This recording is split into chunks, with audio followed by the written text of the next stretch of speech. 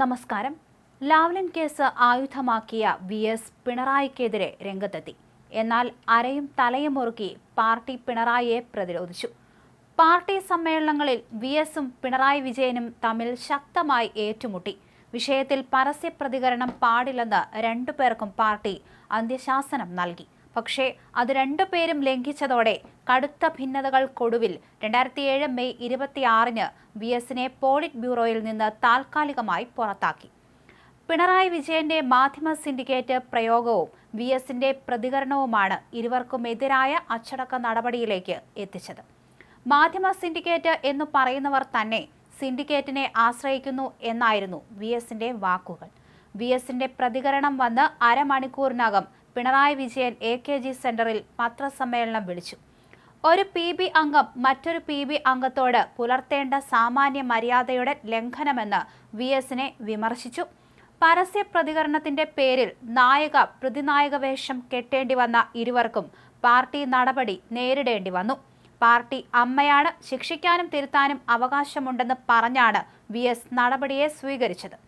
Polit bureau അംഗമായിരുന്ന പിണറായിക്കെതിരെയും നടപടി ഉണ്ടായിരുന്നുവെങ്കിലും അദ്ദേഹത്തെ പിന്നീട് PBയിലേക്ക് തിരിച്ചെടുത്തു. വി.എസ്. ഒരു പക്ഷേ ഇവിടം കൊണ്ടും തീർത്തില്ല. പിന്നീട് വി.എസിനെ കേന്ദ്ര കമ്മിറ്റിയിലേക്ക് തരം താഴ്ത്തി.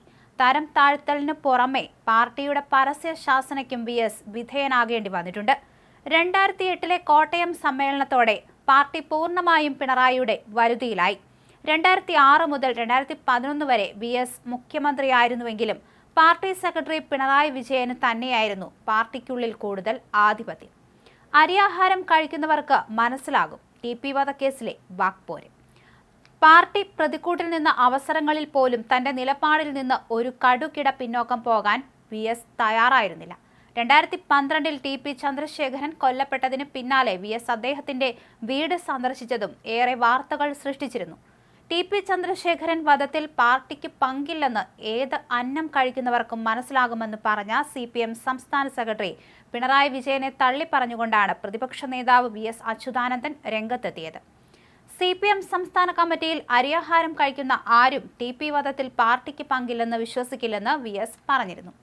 അതിന് മറുപടി എന്നോണം പരസ്യ പ്രസ്താവനയിലൂടെ തന്നെ പാർട്ടിക്ക് പങ്കില്ലെന്ന് നല്ല വറ്റു തിന്നുകൊണ്ട് ഉറച്ച് വിശ്വസിക്കാമെന്നും പിണറായി തിരിച്ചടിച്ചു.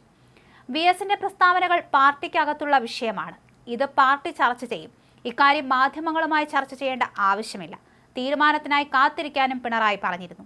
TP വധത്തിൽ പാർട്ടിക്ക് പങ്കില്ലെന്നും ഏതെങ്കിലും പാർട്ടി പ്രവർത്തകർക്ക് ബന്ധമുണ്ടെങ്കിൽ അവർക്കെതിരെ നടപടി സ്വീകരിക്കണമെന്നും പിണറായി ആവർത്തിച്ചു. വാർത്താ സമ്മേളനം കഴിഞ്ഞ് മണിക്കൂറുകൾക്കുള്ളിൽ പിണറായി വിജയന് ചുട്ട മറുപടി നൽകി വി.എസ്. രംഗത്ത് വന്നു. പാർട്ടി സെക്രട്ടറി പറയുന്നതാണോ ജനം വിശ്വസിക്കുന്നതെന്ന് നമുക്ക് അനുദിനം കണ്ടറിയാമെന്ന് വി.എസ്. പിണറായിക്ക് മറുപടി നൽകി. TP ചന്ദ്രശേഖരൻ വധത്തിൽ പാർട്ടിക്ക് പങ്കില്ലെന്ന് ഏത് അന്നം കഴിക്കുന്നവനും ഉറച്ച് പറയാമെന്ന് പിണറായിയുടെ പ്രസ്താവനയെക്കുറിച്ച് ചോദിച്ചപ്പോഴായിരുന്നു സെക്രട്ടറിയുടെ നിലപാടിനെ തള്ളിക്കളഞ്ഞുകൊണ്ടുള്ള വി.എസിന്റെ മറുപടി. പാർട്ടി സെക്രട്ടറിയും കൂട്ടരും പറയുന്നതാണോ നാട്ടിൽ നടക്കുന്നതെന്ന് നമുക്കുടൻ അറിയാമെന്നും വി.എസ്. പറഞ്ഞിരുന്നു.